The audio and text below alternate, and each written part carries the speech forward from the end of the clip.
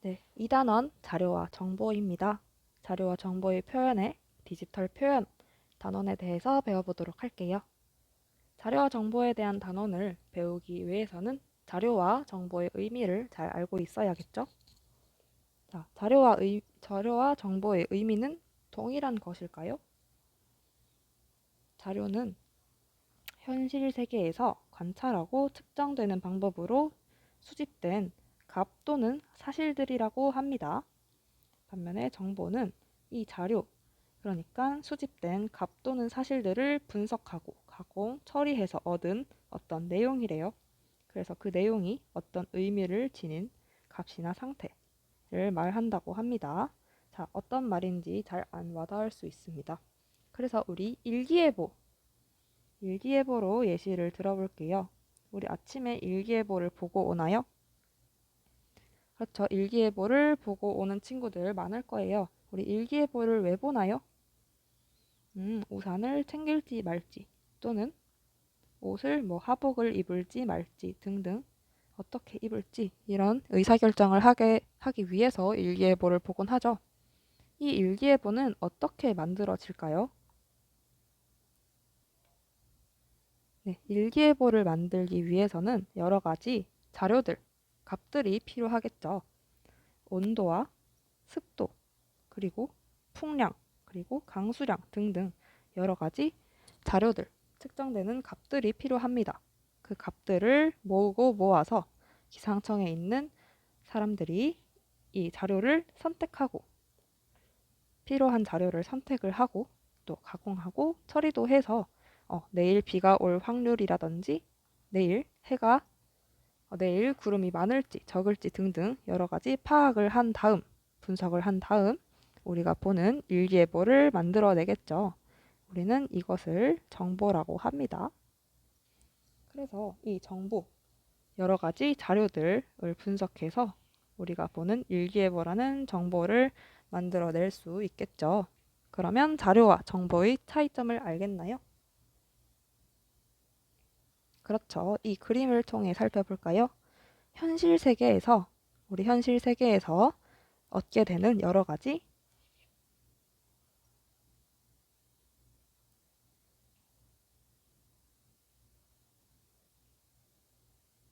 현실 세계에서 얻게 되는 여러 가지 값들, 사실들, 그러니까 온도, 습도, 풍량 등등이 자료가 되고 그 자료를 기상청에서 처리를 하고 가공해서 새로운 어떤 것을 만들어내죠. 그 새로운 것, 그러니까 우리가 보는 그 일기예보는 정보라고 하겠죠.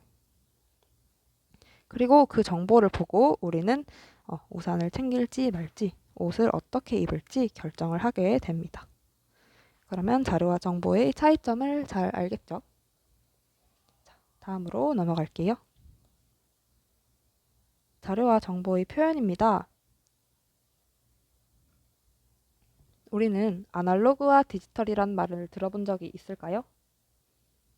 네, 아날로그 시계, 디지털 시계 하면서 몇 번 들어본 적 있을 것 같아요. 여기에 아날로그 시계 하나를 들고 왔습니다. 자, 분침을 보고 몇 분인지 추측해 볼까요? 몇 분인가요? 17분과 18분 사이에 이 분침이 들어가 있는 것을 볼 수 있죠. 분침만 시침과 초침을 추측해서 몇 분인지 알 수 있지만 정확히 이 분침만을 보고서는 몇 분인지 정확히 파악을 하기가 힘이 들죠. 왜냐하면 이 분침은 딱딱 17분, 18분, 19분, 20분 이렇게 끊어서 움직이는 것이 아니라 연속적으로 움직이고 있기 때문에 그렇죠. 반면에 디지털 시계입니다. 몇 시 몇 분인가요? 네, 모두 10시 52분이라고 말을 해주었어요. 네, 이렇게 디지털 시계를 보면 모두가 동일한 대답을 할 수 있듯이 딱딱 끊어져서 시간이 나오게 되죠. 이것이 바로 아날로그와 디지털의 차이입니다.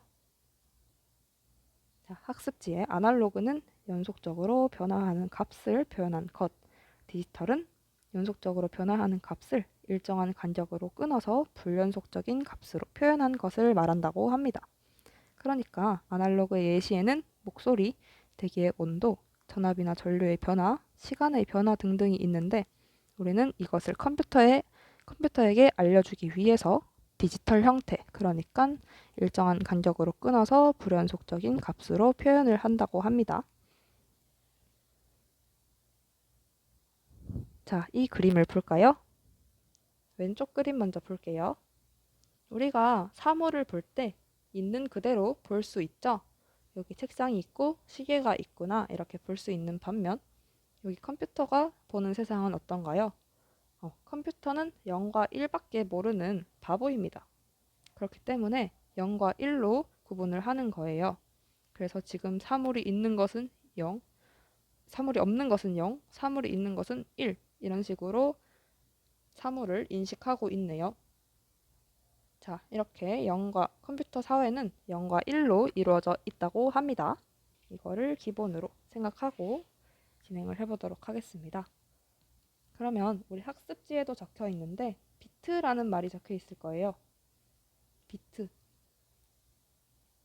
비트란 컴퓨터 내부에서 표현을 하는 자료 표현의 최소 단위입니다. 컴퓨터에서 표현하는 가장 최소 단위를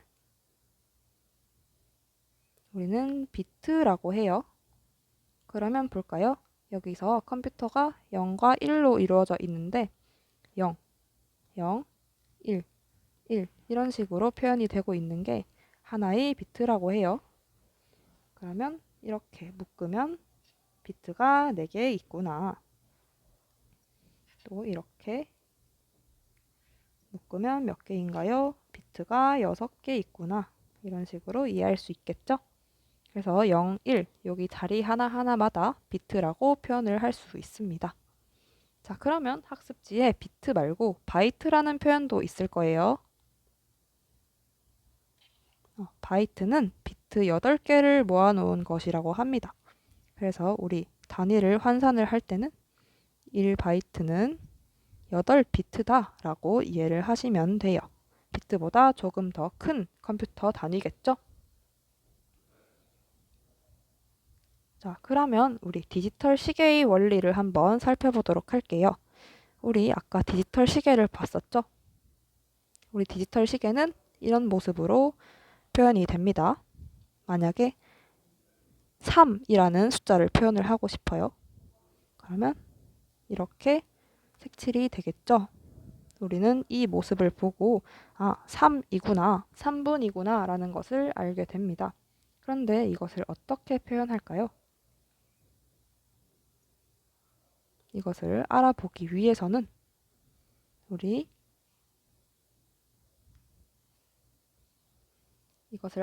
위해서는 전구 그리고 이 비트 체계를 이해를 해야 해요. 여기 전구가 하나 있습니다. 전구 하나가 있습니다. 여기에 전구는 상태가 몇 가지죠? 그렇죠. 켜지고 꺼지고 이렇게 2가지의 상태가 있습니다. 우리는 그러면 우리 컴퓨터에서는 0과 1로 이루어져 있다고 했었죠. 그러면 이 전구가 켜지고 꺼지는 상태를 나타내기 위해서는 어떻게 표현할 수 있을까요? 네, 켜졌을 때를 1, 꺼졌을 때를 0이라고 표시할 수 있겠죠? 좋습니다. 이렇게 켜졌을 때는 1, 꺼졌을 때는 0이다 라고 표현할 수 있습니다. 우리는 지금 몇 비트를 사용했나요? 네, 1비트를 사용했습니다. 자리가 하나 있고 한 개의 비트, 그러니까 하나의 자리로 여기에 0이 들어갈 수도 있고 아니면 1이라는 숫자가 들어갈 수도 있겠죠. 이렇게 2가지, 총 2개의 경우의 수를 표현하기 위해서는 하나의 비트, 그러니까 한 자리가 필요하다는 것을 알 수 있습니다. 그렇다면 전구가 2개일 때는 어떨까요? 전구가 켜졌을 때는 1, 꺼졌을 때는 0으로 표현을 하고 싶어요. 그런데 전구가 2개예요. 그러면 상태가 모두, 경우의 수가 모두 몇 개일까요? 네, 전구가 둘 다 꺼졌을 때, 하나만 켜졌을 때, 둘 다 켜졌을 때 이렇게 총 4가지의 경우의 수가 나오는 것을 볼 수 있겠네요. 자, 그러면 지금 이 상태, 경우의 수 하나하나, 이 상태를 나타내기 위해서 몇 비트를 사용했나요? 네, 우리 2비트 사용한 것입니다. 이 자릿수 하나하나를 우리 비트로 보기로 했어요. 비트가 2개 있다면 이 비트에 이 자리에는 0, 1 들어갈 수 있고 이 자리에도 0과 1이 들어갈 수 있겠죠. 그러면 반대로 2비트가 있을 때 경우의 수, 표현할 수 있는 경우의 수는 이 자리에 0과 1 2개를 표현할 수 있으니까 2 곱하기 이 자리에도 2개를 표현할 수 있으니까 2 해서 2비트로는 4개의 경우의 수를 표현할 수 있구나 라고 알 수 있겠습니다. 그렇다면 전구가 하나 더 있다면 어떨까요? 여기 전구가 하나 더 있다고 생각을 해봅시다. 그러면 어떨까요? 몇 비트가 필요한 걸까요? 그렇죠. 각각 한 비트씩 필요하겠죠. 각각 0과 1을 가질 거고 얘도 0과 1의 상태, 얘도 0과 1의 상태를 가지니까 총 3비트가 필요할 거예요. 그러면 몇 개의 경우의 수를 표현할 수 있을까요? 그렇죠. 2 곱하기 2 곱하기 2. 그러니까 2의 3승인 8개의 경우의 수를 표현할 수 있겠습니다. 이해가 될까요? 네, 넘어갈게요. 자, 여러분 윷놀이 해보았나요? 네, 우리 윷놀이 할 때 윷이 어떻게 생겼나요? 네, 둥근 면이 있고 납작한 면이 있죠. 우리 이 둥근 면과 납작한 면을 구분하기 위해서 우리 전구가 켜지고 꺼지는 것처럼 0과 1로 구분할 수 있는 것 이해되나요? 네, 육가락의 상태는 총 2개이므로 0과 1이 있다. 이렇게 생각할 수 있겠죠. 자, 그러면 4개의 육가락을 던진다고 하네요. 그러면 우리 이 4개의 육가락으로 알 수 있는 모든 경우의 수는 몇 개일까요?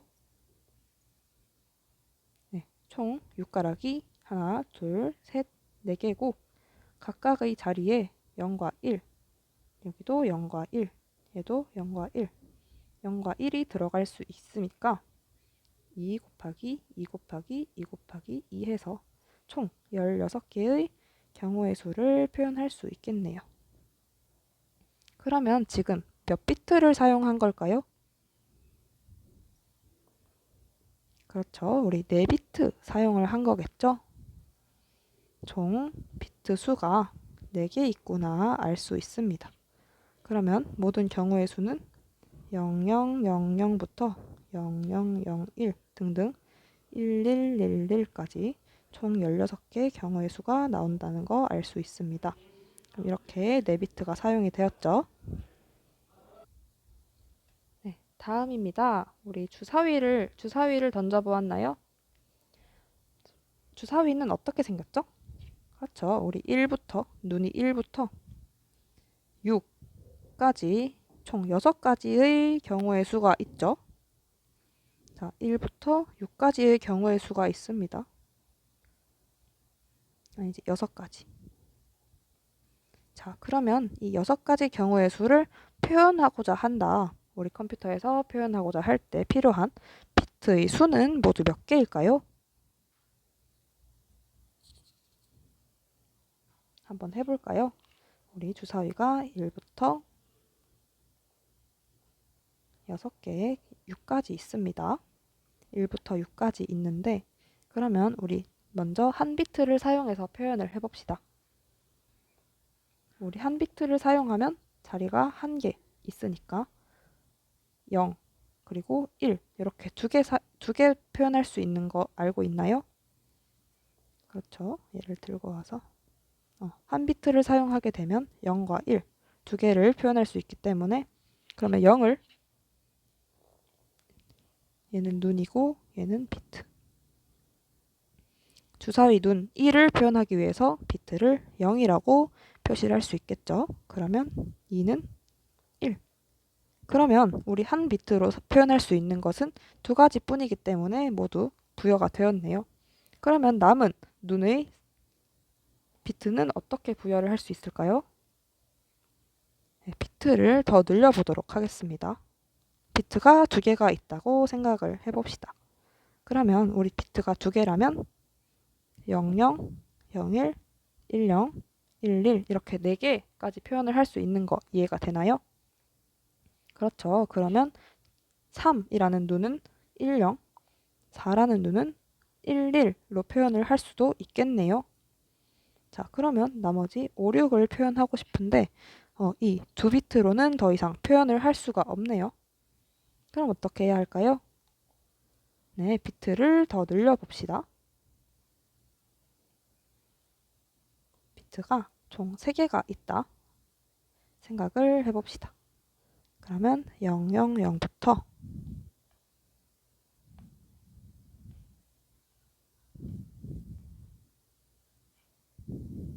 이렇게 표현할 수가 있는 거 이해가 되나요? 그렇죠. 그러면 우리 지금 3비트로는 총 8가지의 경우의 수를 표현할 수 있기 때문에 우리가 표현하고자 하는 이 6가지 경우의 수를 충분히 표현할 수 있겠죠. 물론 2개의 상태는 남을 수가 있겠죠. 자, 그러면 5와 6을 부여해 봅시다. 우리 3비트를 사용하게 되면 100, 101 이렇게 또 부여를 할 수 있겠죠. 그러면 각 비트마다 지금 겹치는 눈도 없고 각각 비트마다 어떤 눈을 사용을 하는지 구분을 할 수가 있게 되었어요. 하지만 여기 지금 사용하지 않은 부분이 있을 수도 있지만 우리는 적어도 6가지의 경우의 수를 표현하기 위해서는 3비트가 필요하다는 것을 알 수 있겠네요. 자, 그러면 4비트로도 표현할 수 있지 않나요? 라고 질문할 수도 있습니다. 그렇죠. 우리 4비트. 4비트라면 0000부터 1111, 1111까지 총 16개의 경우의 수를 표현할 수 있습니다. 그래서 우리가 이 6가지의 눈, 그러니까 경우의 수 6개를 표현을 충분히 할 수 있겠죠. 하지만 우리는 이 비트가 남는 것보다 딱 떨어지는 것을 더 선호하기 때문에 우리는 이 필요한 비트 수를 물었을 때 적어도 몇 개 필요한지 최소 비트를 묻는 것이라고 이해하면 되겠어요. 그러면 우리 필요한 비트 수는 총 3비트가 되는 거 이해가 될까요? 네, 넘어갈게요. 자, 그러면 우리 전구가 켜질 때는 0, 꺼질 때는 1이라는 것을 배웠어요. 그래서 우리 디지털 시계의 원리를 한번 이해를 해봅시다.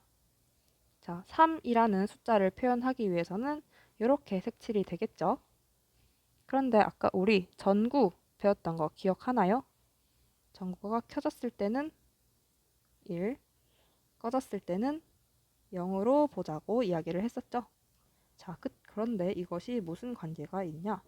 자세히 살펴보면 우리 디지털 시계는 총 7개의 전구로 이루어져 있어요.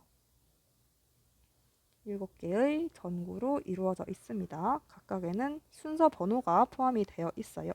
이렇게 7개의 LED로 구성되어 있다, 7개의 조각들로 구성되어 있다 해서 세븐 세그먼트라고 부르기도 합니다.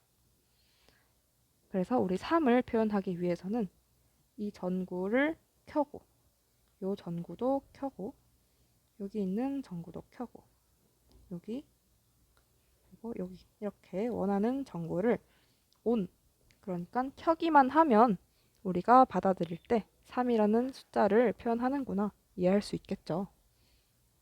자, 그러면 이 부분에 1, 이 부분에도 전구가 켜져 있으니까 1, 여기도 1. 그러면 여기는 전구가 꺼져 있으니까 0 이렇게 이해할 수 있겠죠. 자, 그러면 우리 비트를 한번 구해보도록 할 건데 이렇게 세븐 세그먼트에는 숫자가 부여가 되어 있습니다. 여기서부터 1, 2, 3, 4, 5, 6, 7 이렇게 총 7개의 비트로 구성이 되어 있어요.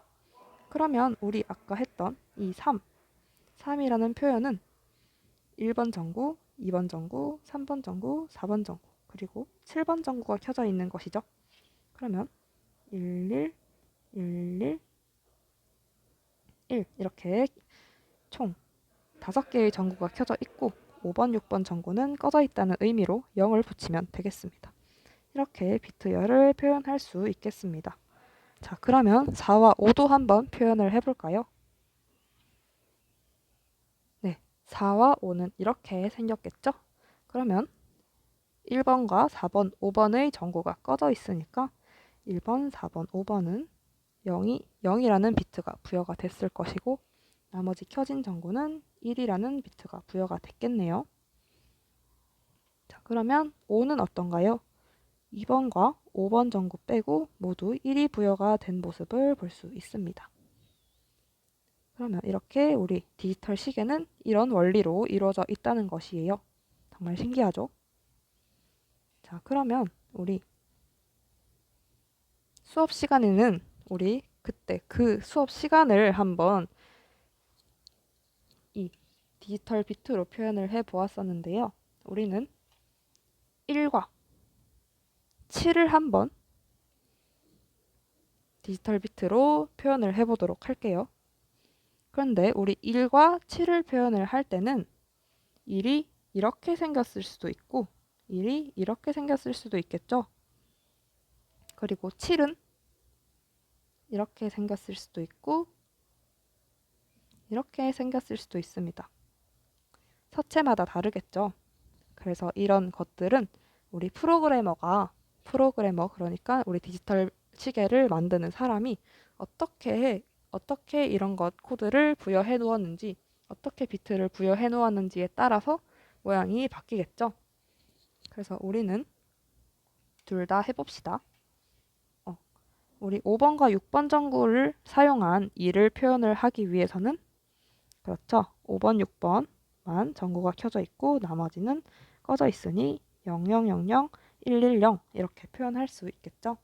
총 7개의 비트로 한 숫자를 표현을 했네요. 자, 그러면 두 번째 오른쪽에 붙어 있는 1은 네, 2와 3 빼고 모두 0이죠. 자, 그러면 7은 어떤가요? 7은 1번, 2번, 3번 전구 빼고 모두 0이네요. 두 번째 7은 그렇죠. 4번, 5번, 7번 빼고 모두 1이네요. 이렇게 디지털 시계의 원리도 한번 살펴보았습니다. 다음은 문자 정보입니다. 활동지 10페이지입니다. 자, 우리 문자를 표현을 하고자 해요. 우리 문자를 표현을 하고자 할 때 컴퓨터에서 어떻게 표현하는지 두 가지 방법이 있습니다. 첫 번째로는 아스키 코드, 두 번째로는 유니코드가 있어요. 자, 아스키 코드는 영어에서 사용되는 문자를 표현하기 위해서 7비트를 사용한다고 합니다. 자, 7비트면 이렇게 총 7개의 비트를 사용하겠죠. 그러면 우리 7개의 비트로 표현할 수 있는 경우의 수는 모두 몇 개인가요?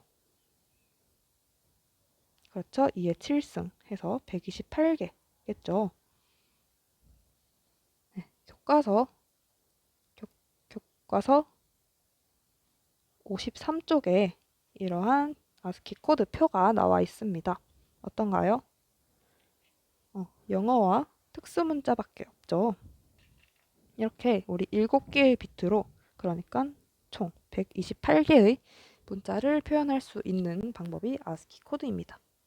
그러면 우리 컴퓨터에서 영어만 그리고 특수 문자만 보지 않잖아요. 우리 한글 그리고 뭐 일본어, 중국어, 일본어 등등 여러 가지 여러 가지 전 세계의 모든 문자를 표현을 해야겠죠. 그렇기 때문에 만들어진 것이 바로 유니코드입니다. 이거는 아스키 코드고요. 아스키 코드는 7비트를 사용하는 반면에 유니코드는 16비트를 사용한다고 해요. 네, 16비트를 사용을 합니다. 전 세계의 문자를 표현하기 위해서요. 그러면 16비트면 비트가 16개나 되는 것이겠죠? 2배 이상 많아집니다. 그러면 경우의 수는 그렇죠. 2의 16승이 되겠죠? 그래서 2의 16승계면 엄청나게 많은 문자고 그 문자를 이런 비트를 이용해서 전 세계의 문자를 표현한다고 합니다.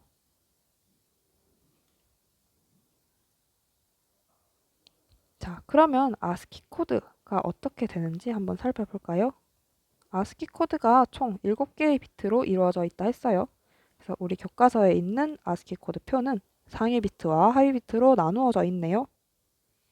상위 비트라고 하면 우리 숫자를 왼쪽부터 오른쪽으로 읽죠. 그래서 우리 왼쪽 처음부터 읽는 이 숫자를 상위 비트라고 할 것이고 이 뒤에 있는 4개의 비트를 하위 비트라고 할 거예요. 그래서 우리 A라는 문자를 표현하기 위해서는 상위에 있는 100, 하위에는 0001 이렇게 총 7개의 비트로 표현을 할 수 있다고 합니다. 자, 그러면 3이라는 문자를 표현하기 위해서는 비트가 어떻게 될까요? 그렇죠. 여기 3이 있고 001, 011 하고 0011 이렇게 되겠죠. 그러면 네, 이렇게 문자를 표현하는 방법, 아스키 코드가 있다는 거 알아주시면 되겠습니다. 이 아스키 코드 표는 외우는 것이 아니에요. 우리 아스키 코드 표는 외우는 게 아니에요. 이러한 문자를 이렇게 7가지 비트로 표현을 한다라는 어떤 약속된 체계이기 때문에 외울 필요가 없습니다.